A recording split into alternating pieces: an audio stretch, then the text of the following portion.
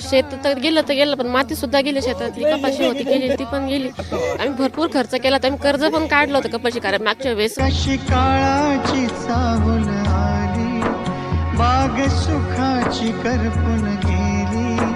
माझ्या डोळ्यासमोर सगळं पीक होऊन गेलं. माझं कांदा चाळ माती सगळी खरडून होऊन गेलेली.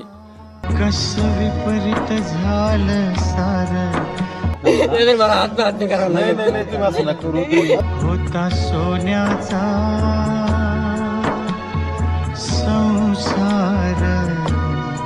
अशा या बळीराजाची खरं तर संपूर्णपणे शेतीची राख रांगोळी झालेली आहे. त्यामुळे अशा बळीराजाच्या पाठीशी सरकारने ठामपणे उभं राहिलं पाहिजे. होता सोन्याचा विघ्नार्थ फोटोग्राफीसह मी नितीन थोरात, पुढारी न्यूज, छत्रपती संभाजीनगर.